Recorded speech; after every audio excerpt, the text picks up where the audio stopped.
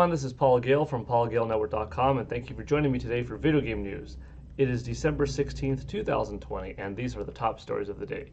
To kick things off, I have some Fortnite news for you. It has been revealed that beginning next week, Xbox Series X, Xbox Series S, and PlayStation 5 will have new ways to play Fortnite, particularly when it comes to a high frame rate mode, where with version 15.1, they're adding in a 120 FPS support mode for Battle Royale and creative modes. Both PlayStation 5, Xbox Series X, and S will receive it. You could toggle between the two in Fortnite's video settings and put on 120 FPS mode. You do have to have a TV capable of running that with the 4K 2.1 HDMI slot in the back and connecting that to your system of choice. Pretty cool, right? If you don't want to have that 120 frames per second mode, you will be experiencing the game in a higher fidelity. If you do opt to go with 120 FPS, the resolution goes from 4K to 1440p, and you lose a little bit of shadows and the shadow settings, some post-processing, and streaming distances get slightly reduced. But when it comes to the volumetric clouds, physical rim lighting, and high-quality shaders, those will remain. So not bad. When it comes to Xbox Series S, it will also support 120 FPS mode, but at 1080p resolution. If you turn it off, then you go from 1080p to 1200p in all game modes. And that's a fair trade-off. So it'll be interesting to see what's people's preference. Do they want to play at a super snappy 120 hertz, thanks to 120 frames per second mode, or I should say that backwards. Experience 120 frames per second while playing thanks to your TV's capability and your console's capability of running at 120 hertz. Or regardless, that will be fun to experience at the trade-off of, slightly lowered graphics and visual settings. Now, it's not like it makes it go from great looking to bad looking. It's just, great looking to slightly less great. So the trade-off will really be interesting to see what people's take is. Personally, playing it at 60 frames per second, enjoying it at 4K, I'm happy. But I will give that 120 FPS mode a try on both my PS5 and on my Xbox Series X. Moving along, something cool today came to us from Reef Entertainment. Terminator Resistance Enhanced is coming to PlayStation 5, both a standard and collector's edition.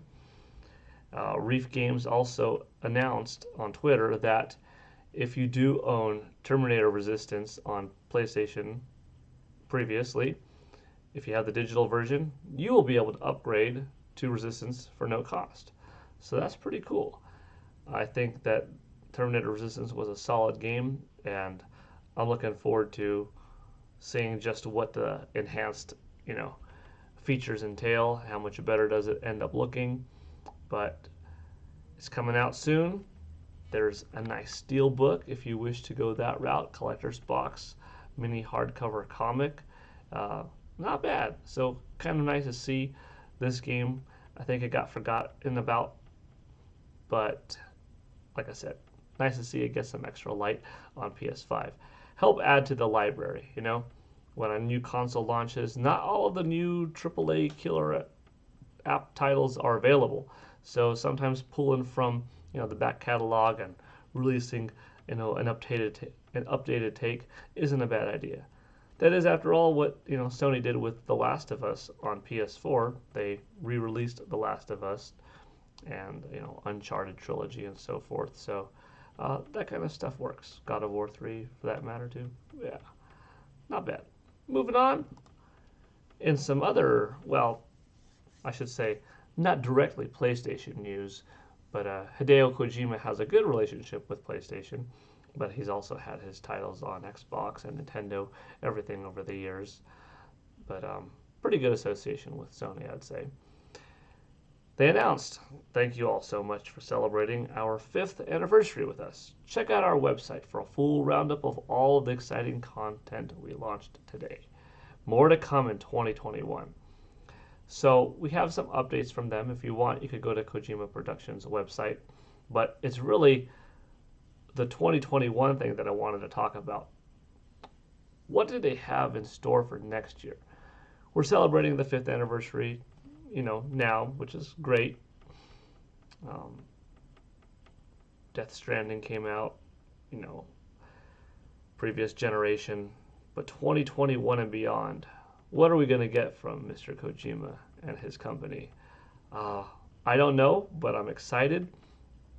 It would be great to see him work on a new IP, but I also wouldn't mind seeing him fulfill a passion project for another company of a title that, belongs to them, and see him reimagine it, Possibly, it's just speculation, but nice to see. I met Mr. Hideo Kojima at one E3, and we had a great conversation.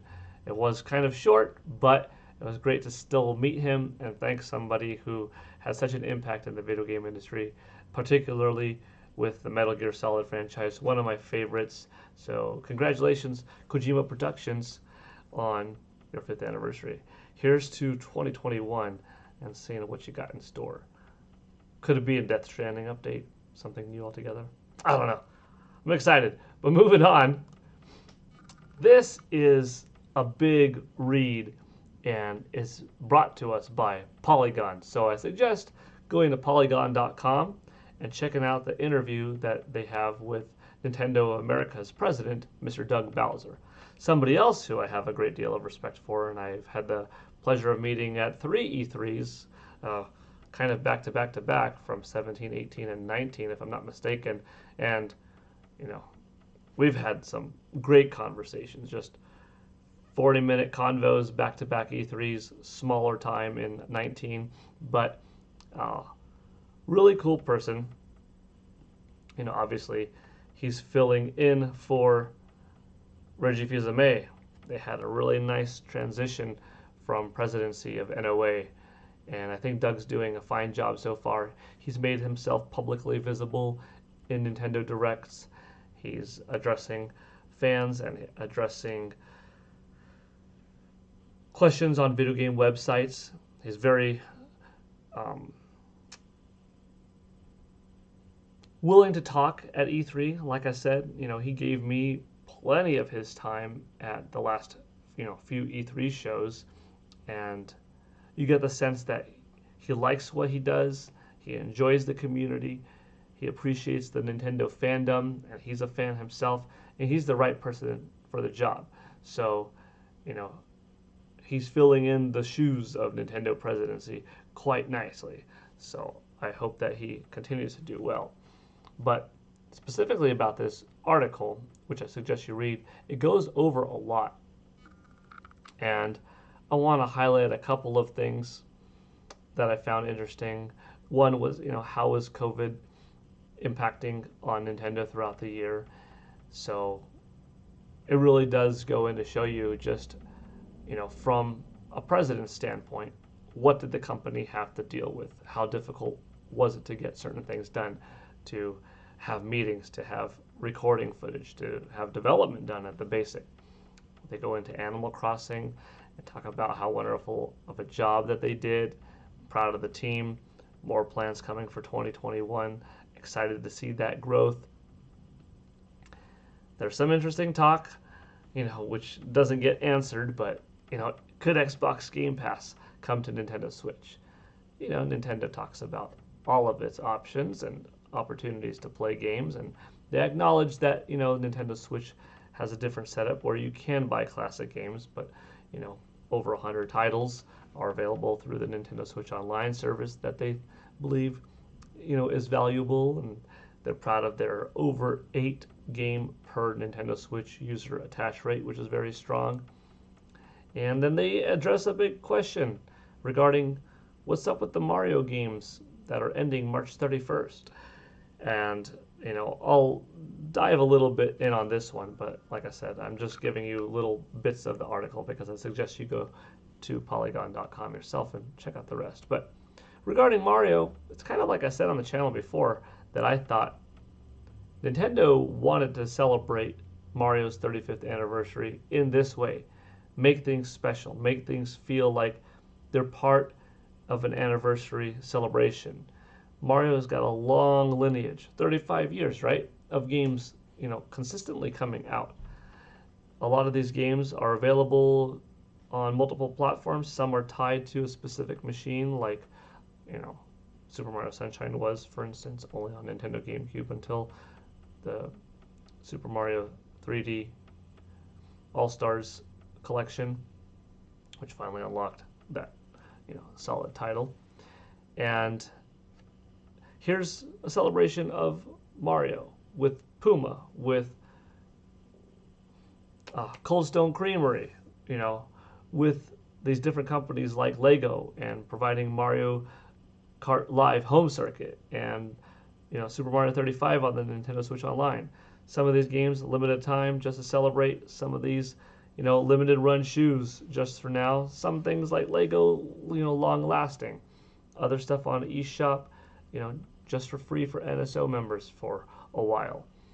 And part of that 35th anniversary continues into 2021 with Super Mario 3D World plus Bowser's Fury. That game will be available on Nintendo Switch longer, but still coming out with that in that window of up to 31st of March. So it's a good read. They go in a little bit about talking about a Nintendo Switch Pro or a Plus model. There's some Joy-Con drift discussion. There's nothing that's talked about of like, here's when you could expect Metroid Prime 4, but there's a lot of questions in it, park-related stuff, other IP, Pokemon. I suggest checking it out. It's a really good read. It'll take you a while, but if you're interested in what Mr. Doug Bowser has to say, then yeah, go for it. Russ Frushtick is the interviewer, and he did a good job. So check that out. Moving along, a little update on Crysis Remastered on Nintendo Switch. It received its 1.6 patch, and I have not checked it out myself, but the reports indicate that a lot of little fixes have been included, so that's solid. If you have Crysis Remastered on Nintendo Switch and you decide to update, I'd be very happy to hear from you in the channel on your feedback, your take on was the update solid or not. Next up, one of my top games of 2020. So proud of this one for achieving all of the success that it has. Supergiant Games has announced today that Hades has cross saves available as of now.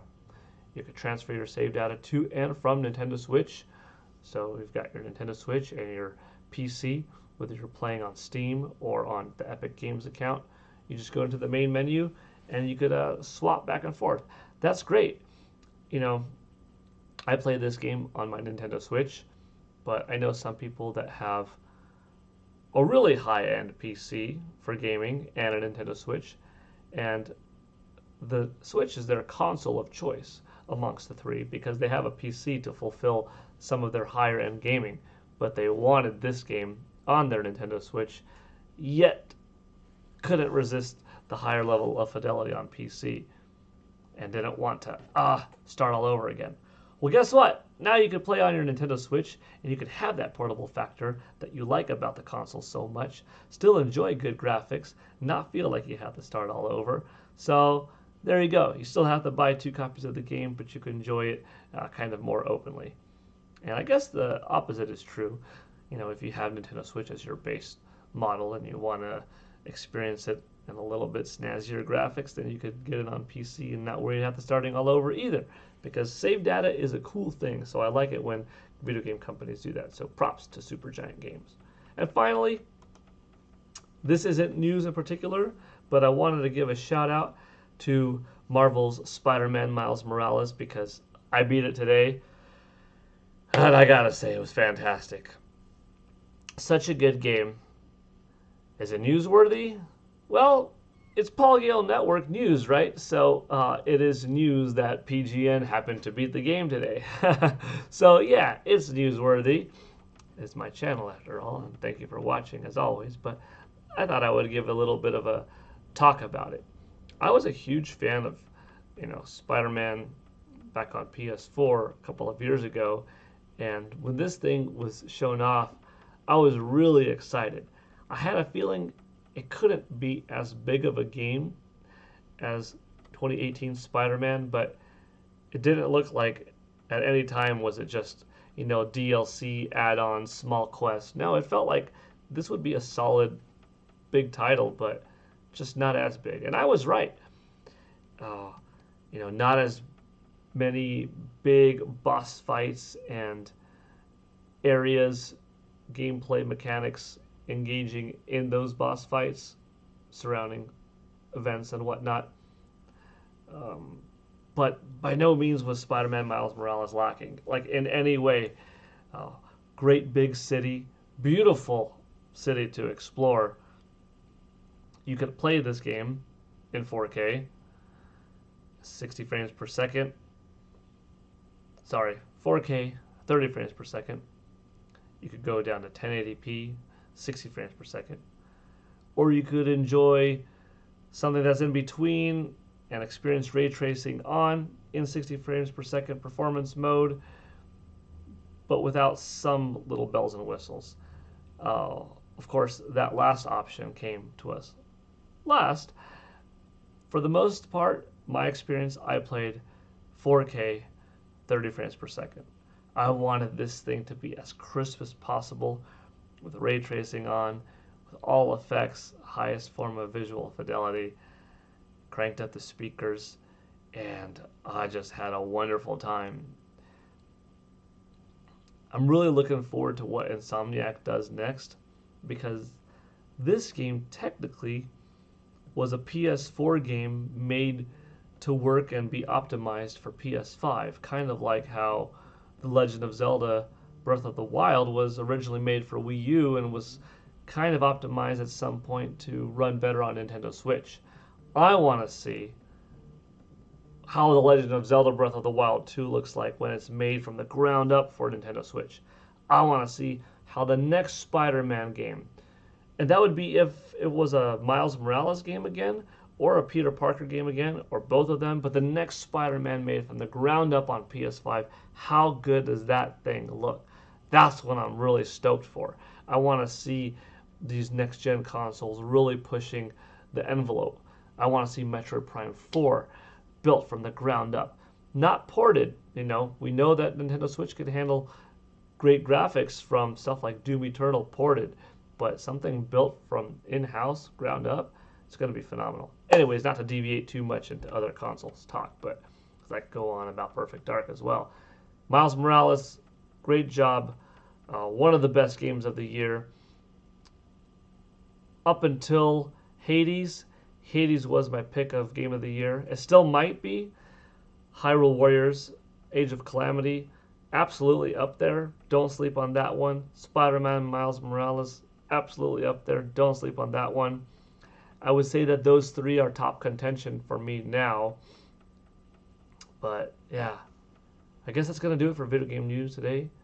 Thank you for watching. This is PGN signing out. Hope you all have a good one. See you next time. Tomorrow, in fact, for Masahiro Sakurai's Sephiroth presentation. Yeah.